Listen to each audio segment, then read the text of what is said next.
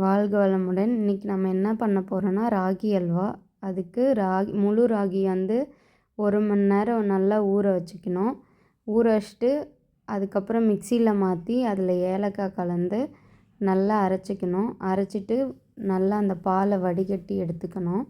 அதுக்கப்புறம் தேங்காவை போட்டு தேங்காய் நல்லா அரைச்சி அந்த பாலை வந்து நம்ம என்ன பண்ணுறோன்னா ராகி பாலோடு கலக்கிறோம். நல்லா கலந்து எடுத்துக்கிறோம்.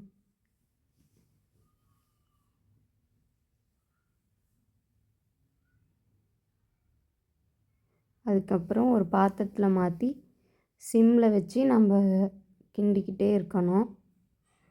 அது அல்வா பதத்துக்கு வர அளவுக்கு கிண்ணதுக்கப்புறம் அதில் வந்து ப்ரௌன் சுகர் போடணும். நாட்டு சர்க்கரை போட்டு எடுத்துக்கணும். நாட்டு சர்க்கரை நல்லா உடஞ்சி நல்லா அதில் கலக்கணும். அது நல்லா கிண்டினோம்னா தான் அந்த பதத்துக்கு வரும். அதுக்கப்புறம் ஒரு பிளேட்டில் நெய்யோ அல்லது எண்ணெயோ தடவி அதில் மாற்றிக்கணும்.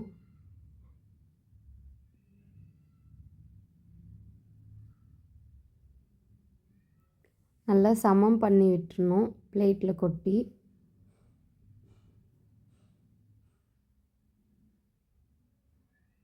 நல்லா சமமாக தேய்ச்சி விட்டுருங்க. அதுக்கப்புறம் கொஞ்ச நேரம் ஆற விட்டுருங்க. ஃபேன்லேயோ இல்லை நார்மல் ரூம் டெம்பரேச்சர்லேயோ ஆற விட்டுட்டிங்கன்னா இந்த மாதிரி கேக் மாதிரி வரும்.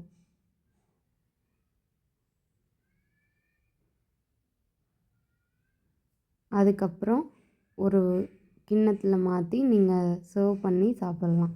ரொம்ப ஹெல்தியான ராகி அல்வா ரெடி.